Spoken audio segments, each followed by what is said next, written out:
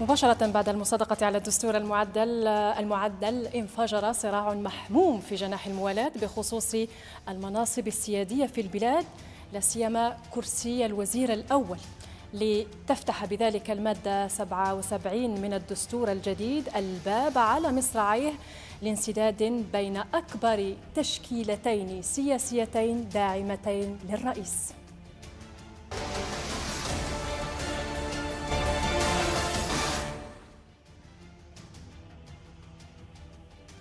متتبعينا الكرام، أهلا بكم إلى موعد جديد من مساء الصحافة. إذن نتوقف عند هذا الموضوع المتعلق بالصراع المحموم الموجود بين الجناحي الموالاة. إذن بعد نهاية الصراع بين الأحزاب الموالية والمعارضة حول القوانين الجديدة المتعلقة بمواد تعديل الدستور، انتقل الصراع بين قطبي الموالاة، ونقصد بين جبهة التحرير الوطني والتجمع الوطني الديمقراطي.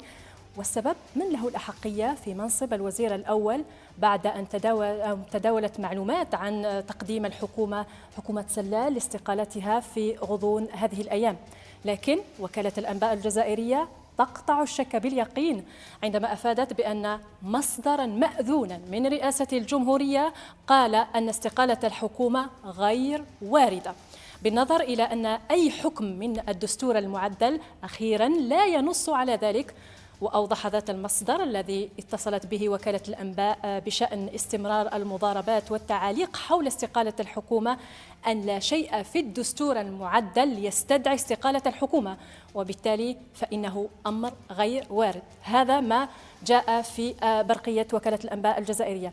إذن سنقف عند تداعيات هذه التجاذبات حول منصب الوزير الأول والجدل القائم بينهما، وقبل ذلك متابعة المادة 77 من مشروع الدستور الجديد المعدل الذي خلف هذه الفتنة السياسية. طبعا هذا النقاش أثريه مع زملائي من الأسرة الإعلامية، وأتشرف بحضور الأستاذ باريزة برزاق كالعادة. أهلا بك، طبعا من القناة الأولى، وأيضا يحضر معي الإعلامي سليم بوزيدي من قناة زير نيوز، وأيضا أتشرف بحضور الأستاذ زين شرفاوي وهو رئيس القسم الدولي بيومية الوطن. شكرا لكم. أهلا. وأيضا يشرفني حضور مروان لوناس من الإذاعة الدولية. أهلا بك. أهلا. متتبعية زير نيوز، إذن الموضوع حول الاستشارة البرلمانية التي فتحت باب الصراع أو مأزق المادة 77 بين الأغلبية النيابية ومساندي برنامج الرئيس، لكن بعد هذا التقرير. الجدل حول مصير حكومة سلال الرابعة بعد دخول التعديلات الدستورية الأخيرة حسمته رسميا رئاسة الجمهورية، وأكدت في تصريح نقلته وكالة الأنباء الجزائرية أن استقالة الحكومة غير واردة، فالتعديلات الدستورية لم تتضمن أي مادة تنص على تقديم الوزير الأول استقالة حكومته. تصريح رئاسة الجمهورية وتفنيده القاطع لاستقالة الحكومة يتقاطع مع ما أدلى به الوزير الأول عبد الملك سلال في أعقاب التصويت على مشروع التعديلات الدستورية، عندما أكد أن مصير حكومته يندرج ضمن الصلاحيات الحصرية لرئيس الجمهورية. بل أكثر من هذا، راح يتحدث سلال عن العمل المكثف الذي ينتظر فريقه الحكومي لمراجعة المنظومة التشريعية وتكييفها مع الأحكام الدستورية الجديدة. الحكومة اليوم عندها عمل كبير لتجسيد هذا الدستور الجديد، وكذلك القضايا الاقتصادية.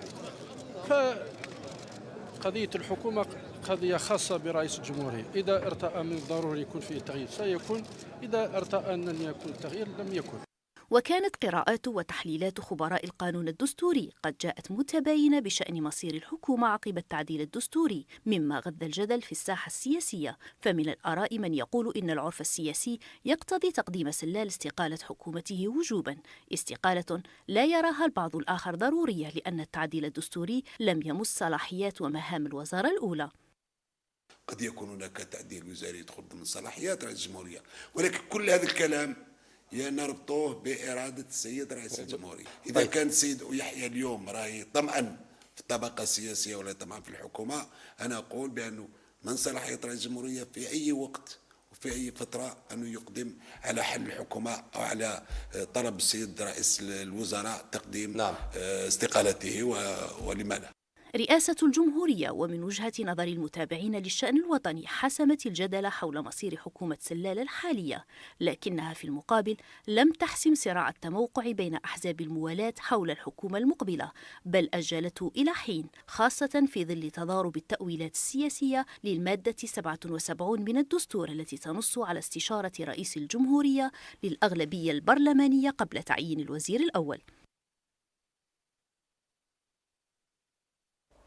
متتبعي زير نيوز، مرحبا بكم مجددا. كما تابعتم في التقرير، إذن موضوعنا حول الاستشارة البرلمانية وتبعياتها على الصراع الذي وجد بين قطب الموالاة. وطبعا أفتح نقاش منك الأستاذة باريزة برزاق.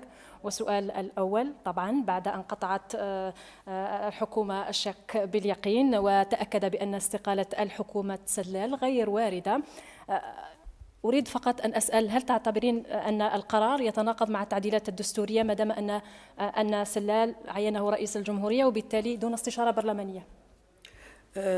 بالنسبة لي يعني كما ورد يعني في التقرير وكما هو معلوم يعني في الدستور، يعني الحكومة غير مجبرة على الاستقالة مباشرة بالمصادقة على دستور جديد، طالما أنه لسنا نظام برلماني الذي بموجبه الحزب الفائز هو الذي سيتولى الحكومة، وبالتالي الحكومة ما قبله هي التي تقدم استقالتها. ثانيا، أنه تغيير الحكومة جرت العادة أنه من صلاحيات الرئيس، ربما لا يوجد يعني التغيير من جانب دستوريا، ولكن في العرف السياسي وفي التقليد السياسي جرت العادة أنه بعد تعديل الدستور تقدم الحكومة استقالتها، مثل ما حدث في تعديل 2008 عندما قدمت آنذاك حكومة ويحيى استقالتها، ثم جدد فيه رئيس الجمهورية الثقة لمواصلة المهام. ما يراه البعض ضرورة الآن لاستقالة الحكومة يرجعه إلى المادة 77، هذه في الدستور المعدل هي استشارة رئيس الجمهورية للأغلبية البرلمانية لتعيين الوزير الأول. طبعا وتعيين الوزير الأول هي من صلاحيات رئيس الجمهورية. النقطة المهمة يعني التي يجب أن نقف عندها هي الاستشارة هذه. عندما يقول الدستور المعدل استشارة الأغلبية البرلمانية، بالتالي هذا لا يعني أنه استشارة الأغلبية الحزبية، ليس بالضرورة الأغلبية الحزبية بقدر ما هي الأغلبية البرلمانية. الأغلبية البرلمانية التي تساند ربما برنامج الرئيس، تعني قضية أخرى. ليس لنا في السياسيين الآن الأغلبية المطلقة، نحتاج إلى تحالفات من أجل أن يكون لنا أغلبية مطلقة. إذن التكتلات واردة، إذن لا تفرح يعني تشكيلات دون أخرى بأن يكون لها حصة الأسد، بأن تكون هي التي وصلت الفكرة أستاذة باريزة برزاق. وأنتقل إليك الأستاذ زين شرفاوي. في رأيك هل تعتقد أن قرار الرئاسة بالإبقاء على حكومة سلال الهدف منه وضع حد للحرب التصريحات التي وجدت وصنعت الحدث بين أحزاب الموالاة، بين حزبي الموالاة؟ شكرا. أنا أظن أن je pense que la source autorisée de la présidence qui exclut l'idée d'un remaniement gouvernemental à moyenne ou brève échéance n'est pas faite pour stopper ou arrêter la guerre présumée. Parce que bon, la guerre présumée entre le FLN et le RND autour du poste de Premier ministre ou autour d'un certain nombre de postes ministériels. Mais à mon avis, pourquoi ?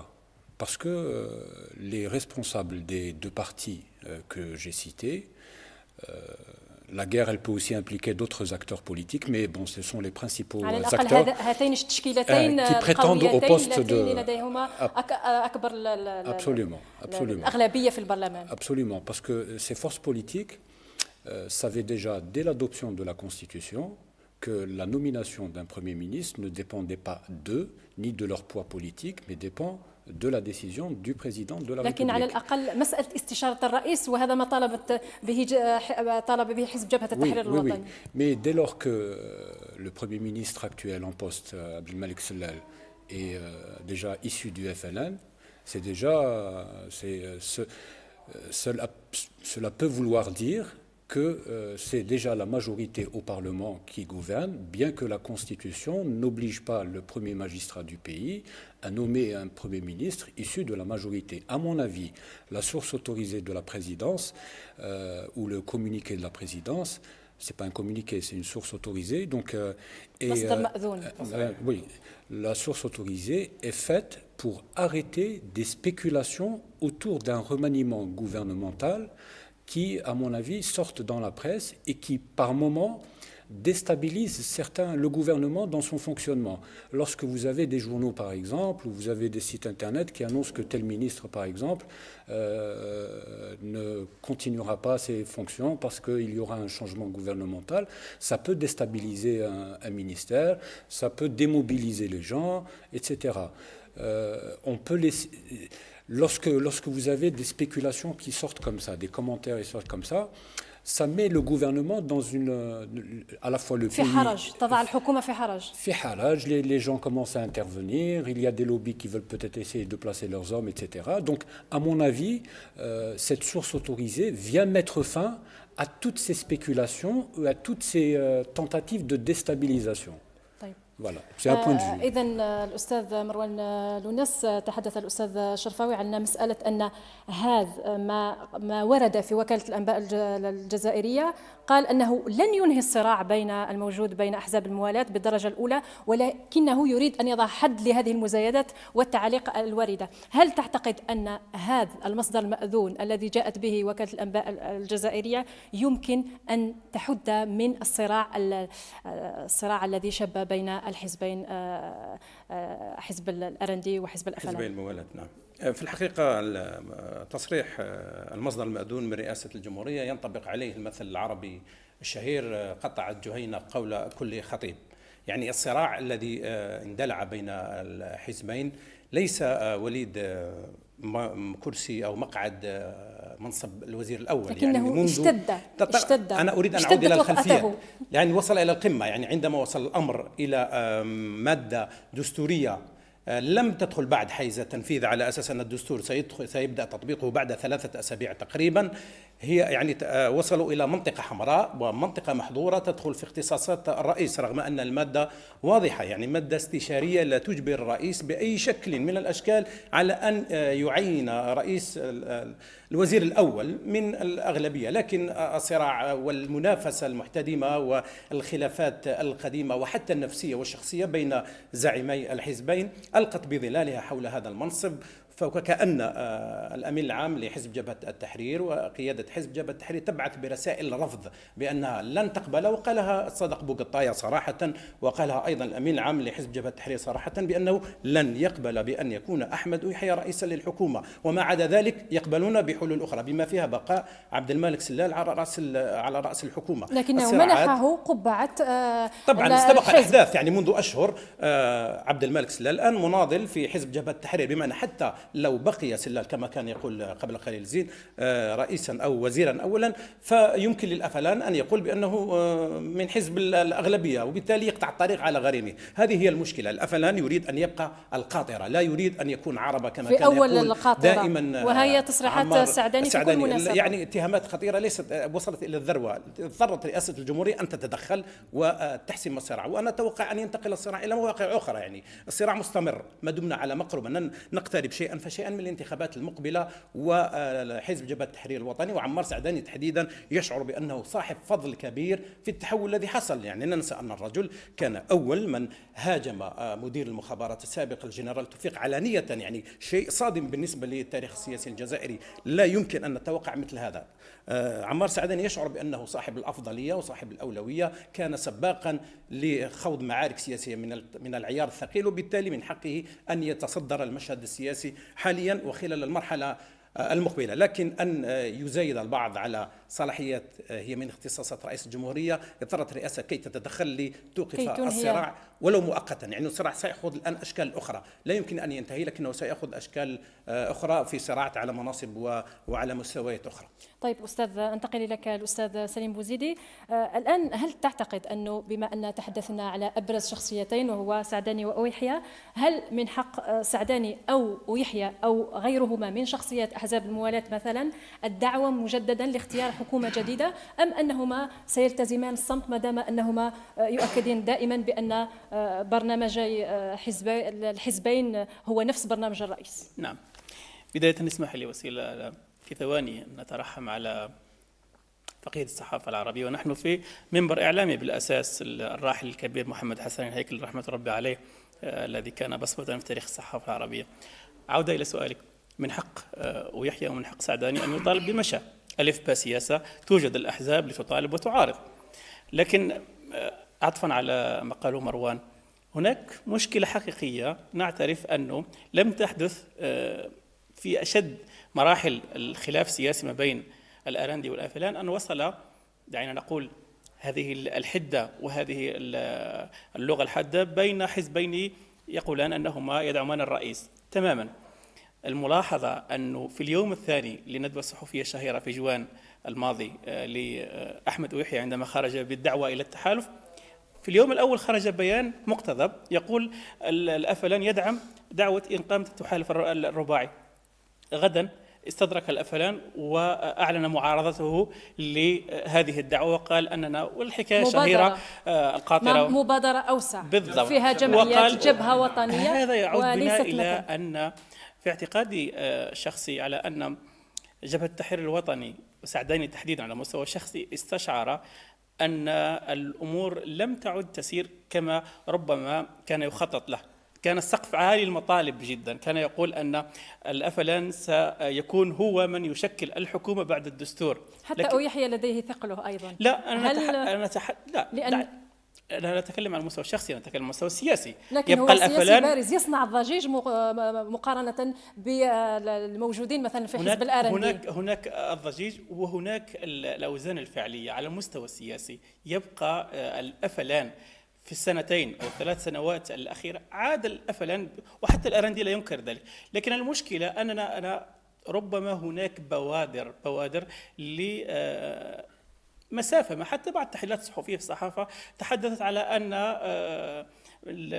حضور سعداني أو أن دور سعداني أو أن مهمة سعداني قد استكمل، عفوا. لكن الأكيد والثابت في كل هذا على أن هناك خلاف في الكواليس، وسيلة يقال همسا من قياديين من الأفلان. لربما التحالف مع بعض التيارات الإسلامية الوطنية هو أرحم حتى من التحالف على الأراندي. وصلت اللغة إلى هذا المستوى. نحن نتحدث على مشكلة سياسية وليس مشكلة إيديولوجية بالمطلق.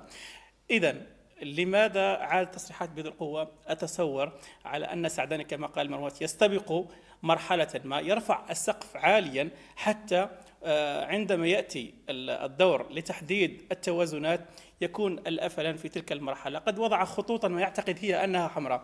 لكن التجارب علمتنا مع رئيس بوتفليقة على أن رئيس الجمهورية دائما في كل مرة يعيد صياغة قواعد الممارسة السياسية بالشكل الذي يرى.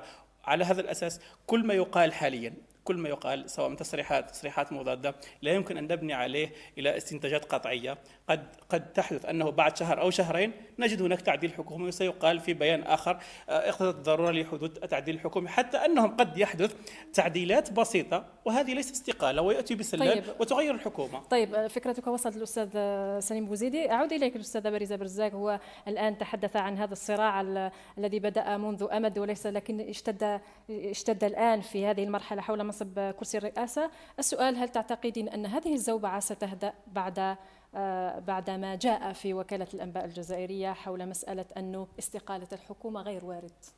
لن تهدأ بالتأكيد، ويبقى العمل عمل الكواليس، ولكن نتحدث عن ضرورات أو حتميات التغيير.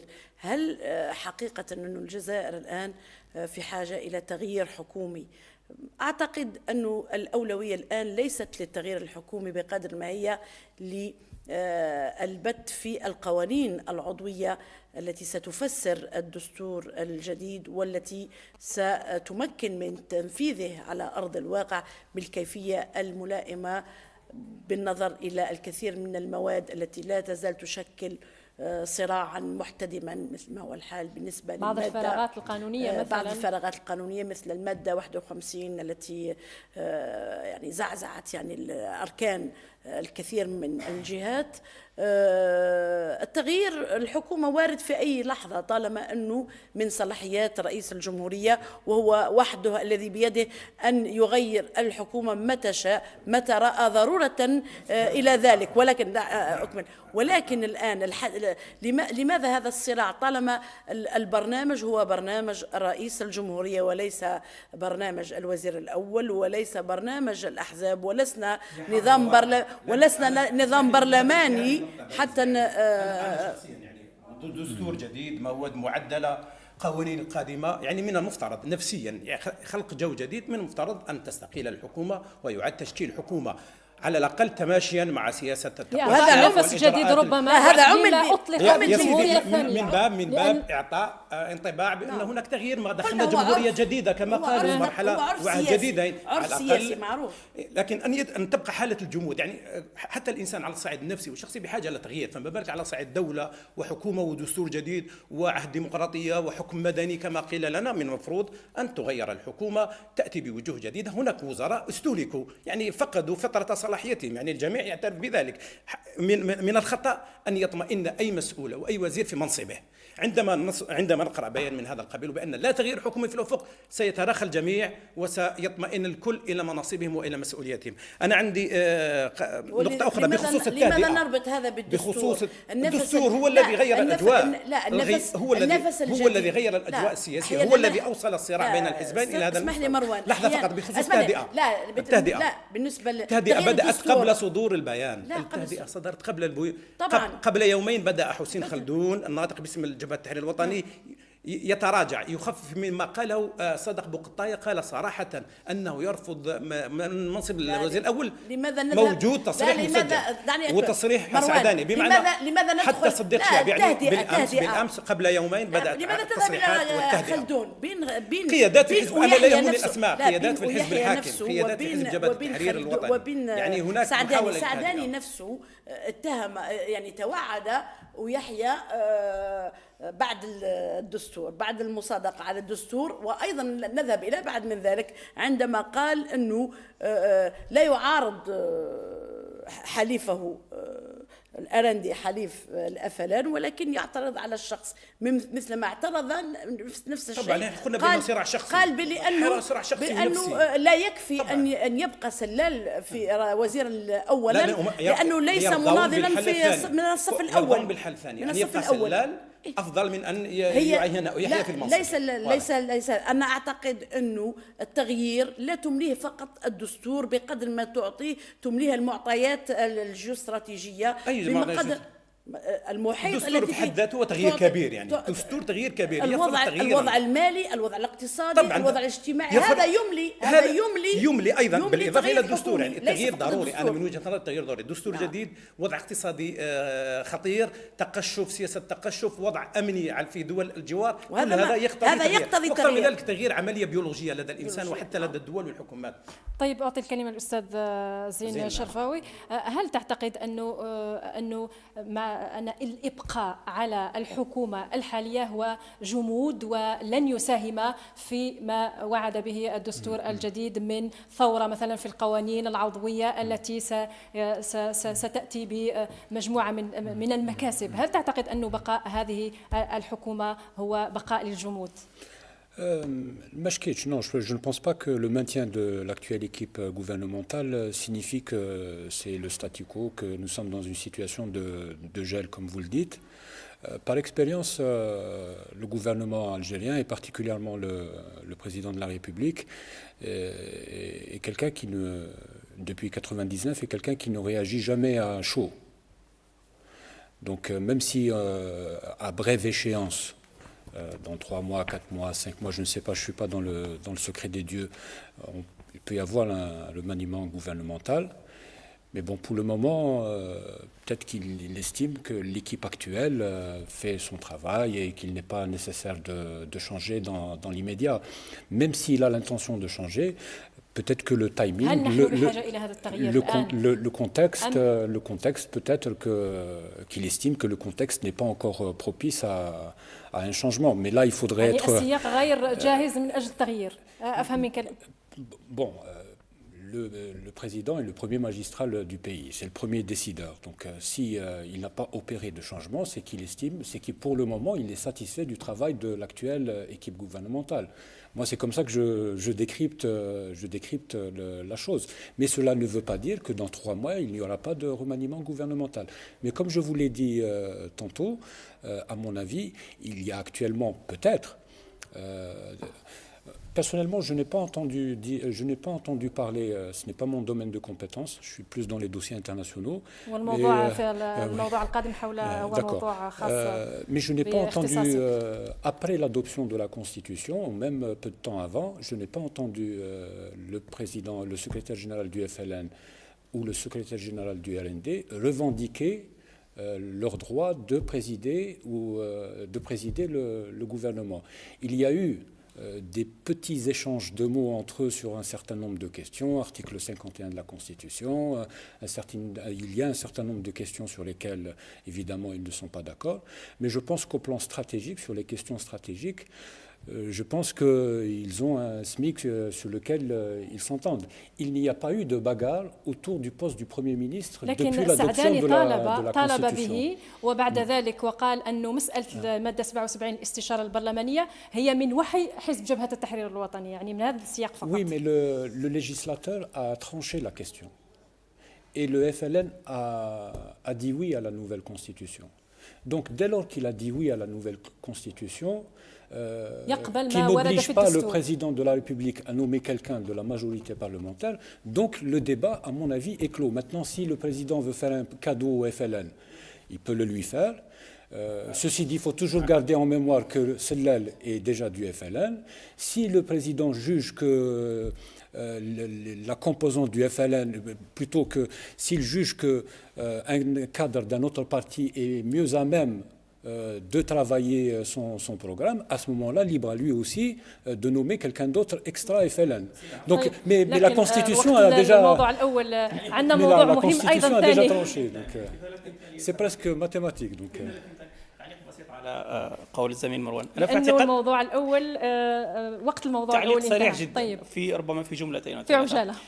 ليست المشكلة مشكلة دستور ولا مشكلة تعديل حكم ولا مشكلة صراع بيننا في اعتقادي المتواضع هي مشكلة نظام ومنظومة سياسية وعندما أتكلم على نظام ومنظومة لا أعني أحزاب الموالاة إنما النخبة والمجتمع السياسي في الجزائر كله المجتمع السياسي كله دخل في حالة مشكل وجودي شكرا لا ليس مشكل سياسي مشكل شرعية سياسية بالأساس انتهت في أقل من 10 ثواني حزب جبهة التحرير شعر بالخيبة بعد صدور تعديل دستوري لأنه كان يطالب بأن تنص المادة على أن تكون صريحة بأن هو من ينال رئاسة الحكومة من الأغلبية لكن المادة جاءت باهتة وأقل من طموحات سعداني وبدا عليه التحفظ في الأيام الأولى لكن كان مضطرا كي يساند الدستور لأنه مع برنامج رئيس الجمهورية. شكرا وصلت الفكرة الأستاذ مروان لوناس. إذن سننتقل للموضوع الثاني لكن بعد هذا الفصل.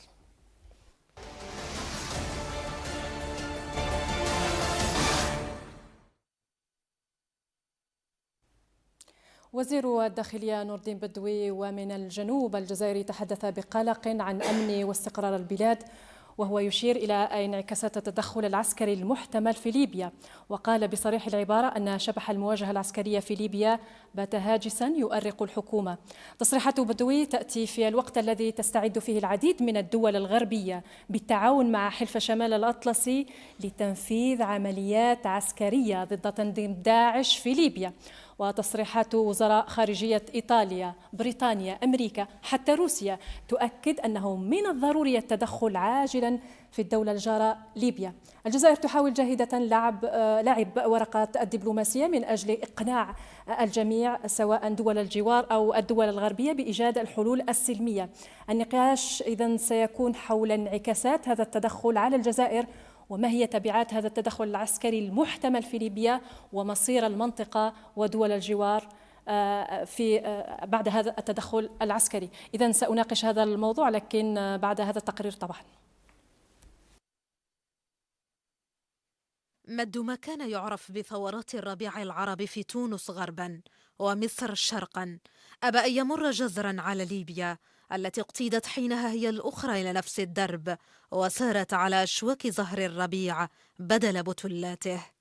شباب أطعم نفسه بعبارة الشعب يريد، أراد حينها فأسقط عقيدا عمر لأكثر من 4 عقود، وأراد بعد المرة مرات، لكن القدر لم يريد.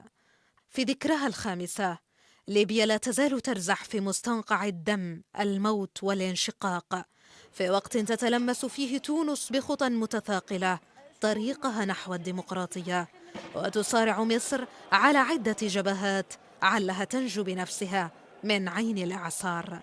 أعلى هيئة أممية لم تقوى منذ نصف عقد من الزمن على تحقيق حلم الوحدة الوطنية.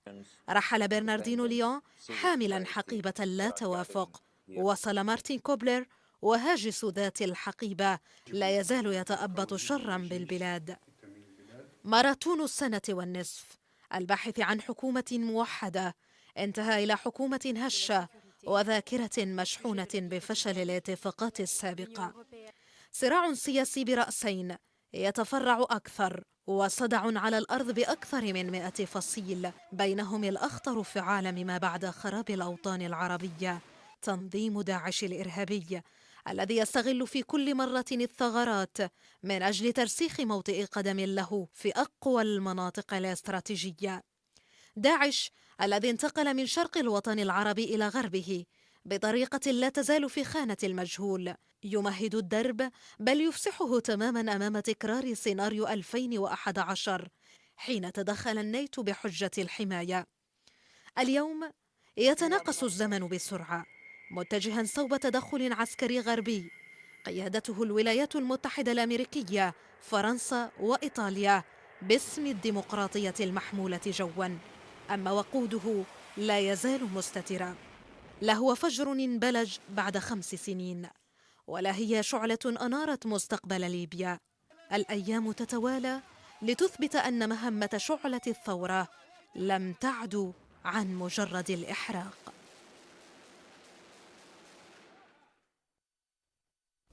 متتبعي الجزائر نيوز، أهلا بكم إلى الجزء الثاني من مساء الصحافة الذي سنتحدث فيه حول انعكاسات التدخل المحتمل على ليبيا، وطبعا أو تأثيراته على الجزائر، خاصة وأن هناك الحدود التي تجمعها بالجزائر، طبعا تأثيراته على الجزائر وتونس أيضا. وطبعا سأفتح النقاش منك الأستاذ زين شرفاوي. سؤال: ما هي تبعات التدخل الأجنبي المحتمل على ليبيا على الجزائر؟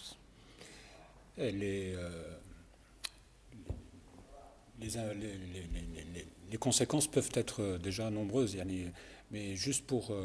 il y a déjà une intervention étrangère en Libye. الأولى وخلفت ما خلفت يعني. الأولى ماشي تاع 2011. Non, je parle pas de la. Il y a des drones, il y a des troupes spéciales en petit nombre qui essayent d'éliminer certains chefs terroristes. Il y a des drones, comme vient de le dire notre ami. Donc il y a déjà une forme d'intervention étrangère. Et lorsque حتى العربية أيضا، الغارات المصرية أيضا. Oui, il y a eu le pilonnage d'avions égyptiens, mais si effectivement il y a une intervention étrangère plus massive en Libye, les conséquences peuvent être nombreuses. Mais avant qu'il y ait une intervention étrangère, j'ose espérer déjà que cette intervention, si intervention il faudrait qu'elle se fasse sous le chapeau de l'ONU. Il faudrait qu'il y ait un mandat, on n'intervient pas comme ça. Du moins, la communauté internationale ne doit pas accepter que l'on intervienne dans la région sans mandat de l'ONU. Ça, c'est dans le cas où il y aurait une intervention. Il y a des gens qui veulent qu'il y ait une intervention, il y en a qui ne veulent pas d'intervention. Après, on peut en parler. Donc, s'il y a une intervention, les conséquences sur l'Algérie peuvent être nombreuses. Premièrement, déjà, le chaos qui règne en Libye coûte très cher à l'Algérie. Pourquoi il coûte très cher? Parce qu'il faut sécuriser à peu près de 900 à 1000 km de... Oui, il faut sécuriser. C'est ça, il faut sécuriser une frontière avec la Libye et même avec la Tunisie. Donc c'est très long. Qui dit sécuriser, dit mobilisation de moyens humains, matériels et financiers. Et absolument. Donc, au lieu de construire des hôpitaux, au lieu de construire des routes, au lieu de construire des logements, il y a des gens qui attendent leur logement, etc. Donc, une partie du budget de l'État ou une grosse partie du budget de la défense va à la sécurisation de la frontière. Ceci d'une part. Donc, s'il y a une intervention, donc on doit mettre probablement un peu plus de moyens. D'accord. Pourquoi il faut mettre des moyens? Parce que vous pouvez d'abord avoir des infiltrations de terroristes. Vous savez, quand vous frappez quelqu'un, etc., les gens s'enfuient, donc ils vont essayer de se cacher dans d'autres endroits. Donc ils vont se cacher dans d'autres régions de Libye, mais aussi dans les régions, dans les pays voisins. Ils peuvent partir au Niger, ils ont aussi une frontière. Absolument, et j'allais en venir justement. Après, vous avez aussi des flots de réfugiés qu'il va falloir accueillir, bien évidemment, parce que l'Algérie a toujours accueilli les réfugiés de pays en difficulté. Bon, ça s'est fait avec les Maliens, ça s'est fait avec les Libyens. Il y a quelques Libyens aussi qui sont dans les villes frontalières avec la Libye. L'Algérie l'a fait avec le Niger à un certain moment. Donc, vous ne pouvez pas aussi fermer votre frontière à des gens qui vous demandent de l'aide, surtout que ces gens-là ont aidé le pays durant la guerre de libération nationale. Donc, la moindre des choses, c'est qu'on leur rende un peu l'appareil. Absolument. Donc, les conséquences sont très nombreuses. Et en plus de cela, si vous avez un foyer de conflit à votre frontière, la Libye est entourée de pays qui sont aussi fragiles. Je pense au Soudan, je pense au Niger, je pense encore au Mali, etc. Donc, bien qu'il n'ait pas de frontière avec le Mali, mais bref, donc vous avez des pays fragiles et ça peut aussi élargir le cercle de crise. Donc, vous savez, le renversement de Kadhafi en 2011 a provoqué le vide sécuritaire laissé par le départ de Kadhafi, a provoqué un effet domino sur les pays de la région. C'est ce qui a provoqué la crise malienne. Et si aujourd'hui, par exemple, vous avez une intervention à nos frontières, vous pouvez aussi fragiliser un pays comme le Niger qui a des moyens assez limités. Le Soudan est déjà en crise avec le Darfour. Absolument. Ça peut aussi mettre mal à l'aise, aussi fragiliser aussi des pays comme l'Égypte. طيب، نحن نتحدث عن الجزائر. أعود إليك الأستاذ مروان لوناس. الأستاذ زين شرفاوي تحدث وقال أن تبعات هذا التدخل سيخلف الكثير من الأزمات، يعني على المستوى الاقتصادي سيؤذي الجزائر على المستوى الاقتصادي، على المستوى الاجتماعي، على المستوى الإنساني بشكل عام، والأمني خاصة. طيب، ماذا يتوجب على الجزائر الآن؟ طيب، نلاحظ أن الجزائر عليها أن تلعب دور دبلوماسي أولا وسياسي في المنطقة، وهو ما تقوم به في الفترة الأخيرة. يعني نلاحظ هناك حراك دبلوماسي كبير تشهده الجزائر. وزير الخارجية التونسي كان هنا قبل 3 أيام أو 4 أيام، وفد من الاتحاد الأوروبي كان هنا بالأمس، مسؤول أمريكي في وزارة الخارجية مكلف بالشؤون السياسية سيكون في الجزائر يوم السبت. يعني هناك حالة من الحراك. وزير الخارجية الروسي في المرحلة المقبلة، يعني حالة من الحراك الدبلوماسي. الجزائر ستكون من بين أول البلدان التي ستدفع ثمن أي تدخل عسكري في ليبيا كما يلوح به البعض. على الصعيد الإنساني ستكون هناك حالة نزوح كبيرة على الحدود. أيضا الخطر الأمني كما كان يقول زين قبل قليل، يعني ستصبح ليبيا سوريا أخرى. يعني مدينة سرت مثلا، هناك بعض المراقبين يقولون بأنها تحولت إلى مدينة رقة جديدة، عاصمة جديدة للدواعش، لتنظيم داعش، وهي على بعد 200 كيلومتر من الضفة الجنوبية لأوروبا. هناك من يقول أنه تصدير يعني إعلامي بالدرجة الأولى لتبرير التدخل الغربي. حقائق موجودة على الأرض، يعني الناس تتحدث حقائق عن موجود على الأرض. الليبيون يتحدثون، وسائل الإعلام التي على الأرض، هناك حقيقة على الأرض. يعني وجود تنظيم داعش يتمدد. أصبحت الآن ليبيا هي الملاذ الثاني أو الآمن للمجموعات الإرهابية التي تنشط في سوريا، حيث تتعرض للقصف الشديد وللتضييق، في العراق أيضا، بمعنى أن الخطر كبير جدا. حتى سلفيين روس وصينيين أيضا هناك طبعا موجودين من القوقاز، من روسيا. يعني أي تدخل عسكري سيكون له انعكاسات مباشرة على الجزائر. كما قلنا إنسانيا، موجة نزوح ولاجئين جدد على الجزائر أن تتحملها 900 كيلومتر يعني في صحراء قاحلة، من الاستحالة أن تراقب كل هذه الحدود. يعني تدفق لاجئين تستدعي منك أن يعني القيام بما هو واجب، يعني مخيمات ومصاريف وميزانية إضافية، أيضا تدفق للمحاربين، للمقاتلين، للإرهابيين على ليبيا. يعني هناك تصبح ليبيا منطقة استقطاب للإرهابيين، وأيضا بلد مصدر للإرهاب. يعني في منطقة مفتوحة جدا، منطقة ساحل النيجر، مالي، حدود مترامية في صحراء، لا يمكن مراقبته يعني بأي شكل من الأشكال. ساحل ملتهب. يعني في الحقيقة المشكلة أن لا بديل آخر. يعني ما الذي يجب الغرب الآن، أن تفعله المجتمع الجزائر؟ الدولي يدفع باتجاه تشكيل حكومة وحدة وطنية، ليس لإنقاذ ليبيا، يعني ليس حبا في ولكن من أجل التدخل العسكري، من أجل شرعنة آخر أي تدخل عسكري. يعني يصبح التدخل العسكري الغربي أو الأجنبي مشرعنا، يعني يملك شرعية داخلية تطلبه حكومة وحدة وطنية هي التي تستدعي المساعدة. لكن في النهاية يعني لنكن واقعيين، ما هو الحل الذي يمكن أن تواجه به الإرهابيين؟ يعني هل نتفاوض مع من لا يقبل التفاوض؟ يعني في الجزائر جربنا نحارب الإرهابيين بالسلاح، هؤلاء لا يفهمون إلا هذه اللغة. يعني في النهاية ما هو الحل إن لم يكن الحل العسكري؟ يعني بالنهاية يجب أن نتخلى عن الورقة الدبلوماسية التي لا يجب أن لا أبدا. الجيش الجزائري لا أبدا. الذي هذا موضوع آخر، نحن نتحدث عن التدخل العسكري، ولكن لأنه مسألة التدخل العسكري نتحدث عندما يكون التدخل العسكري بالتأكيد سندخل هذه الحرب بطريقة وبأخرى، ولكن الخطر حتى في الجانب الاستخباراتي مثلا. لا، هو الخطر نحن هو الخطر الداهم، هو خطر أمني وخطر إنساني في نفس الوقت. يعني لكن يعني اللافت أنه القضية هذه تطرح بشدة الآن، يعني وإحنا في ذكريين، يعني ذكرى إسقاط نظام معمر القذافي، ثورة 17 فبراير، وأيضا عندنا ذكرى 27 لاتحاد المغرب العربي. يعني شوف إنه الذكرى الرمزية في الرمزية أيضا أنه ليس بمقدور أنه الجزائر لوحدها هي من يتحمل كل الأخطاء، والذي حقيقة نعتبر الحل هو حتى التدخل الأجنبي في ليبيا هو سلاح ذو حدين.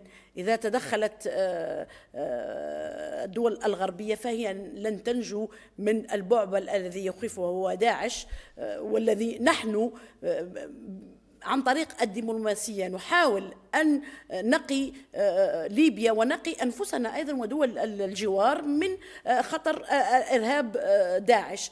القضية الآن مرتبطة حقيقة بالحل الدبلوماسي، يعني الحوار، إنجاح الحوار الليبي عن طريق ماذا؟ ليس فقط ربما دبلوماسيا، أيضا ليس فقط الحل يكون أمني بقدر ما يكون هو حل إنساني، حل تقوم به ليبيا، يعني بفضل الحوار الجاد، بفضل الدبلوماسية، لإقامة دولة حقيقة، ليس كما هو معمول الآن. لا توجد مؤسسات في ليبيا، يجب حل هذه القضية أولا، إقامة مؤسسات تدعو الشعب الليبي، هذا هو الحل من أجل شرعنة التدخل العسكري. هذا هو الحل. تفضل. الشيطان يكمن في التفاصيل. هم يتحدثون عن حكومة وفاق وطني، نحن نتحدث عن حكومة وفاق وطني، لكن حكومة الوفاق الوطني التي تحدث عليها المجموعة الدول الغربية وبعض الدول العربية وبعض الدول الإقليمية منها تركيا تختلف عن حكومة الوفاق الوطني تحدث عنها الجزائر. الجزائر تتحدث على حكومة وفاق وطني تضم كل الفعاليات السياسية بما فيها المسلحة التي تعترف بالتجربة الديمقراطية، باستثناء طبعا التنظيمات الإرهابية التي ترفض السياسة من الأساس. يعني الفرق بين الحكومتين التي تدعو إليها الجزائر نعم. دون التدخل العسكري؟ ليست هذه الفكرة. عفوا المشكلة أن الجزائر تقول أنه ستحارب داعش وتحارب، لكن عن طريق جيش تقوده حكومة وفاق وطني يضم الفصيلين، الفصيل العلماني الوطني الديمقراطي والفصيل الإسلامي بما فيه فجر ليبيا الذي تعتبره مصر وبعض الدول الأخرى هو عبارة عن تنظيم إرهابي. الجزائر تقول لا، أن هذا التنظيم الإسلامي ذو الخلفية الإخوانية له تأثير كبير. دعينا نقول الجملة ببساطة: ليبيا قبل تنحية أو إزاحة القذافي كانت عبارة عن دولة مغطاة بخيمة، خيمة القذافي عشائرية، يعني نظام عشائري. بعد إزاحة القذافي أصبحت الآن دولة فاشلة عبارة عن مجموعة من القبائل المتناصرة. نحن أمام مأزق خطير كبير. لاحظي وسيلة أنه لاحظي هناك معلومة أمنية خطيرة. منذ أسبوعين داعش أبو بكر البغدادي أرسل أبو عمر الشيشاني وهو من قادة الصف الأول في داعش من الرقة في السعودية، وصل عن طريق كيف وصل إلى الجزائر إلى ليبيا عفوا، وصل وأقام في سرت، وأول ما قام به في سرت حفلة إعدام جماعية في سرت لتدشين دولة داعش. وجوده هو يصنع ربما هالة إعلامية. ليست هالة، هناك لا، دعينا نقول هناك خطر حقيقي، هناك خطر لا يجب أن نختبي على أنه ليس هناك مشكلة داعش ومشكلة التنظيمات الجهادية المتطرفة موجودة، لكن ليس تهويلها هو الحل ولا تهوينها هو الحل. يجب على طيب أستاذ سليم، ربما أعطي الكلمة للأستاذ، لديك إضافة فقط؟ Oui. À mon avis, ça n'engage que moi, Alim Koulihal. Pour moi, le danger, le khatar al-kabir, c'est Daesh. Ça va vous étonner.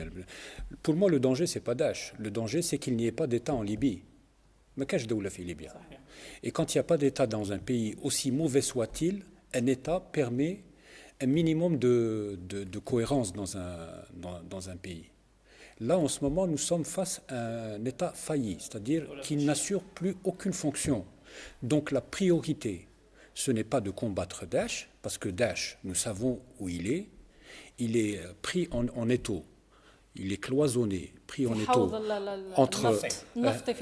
voilà, c'est ça, il est entre Benghazi et Sirte. Donc nous savons, il ne peut pas s'étendre à l'ouest, il ne peut pas s'étendre à l'est. Pourquoi ?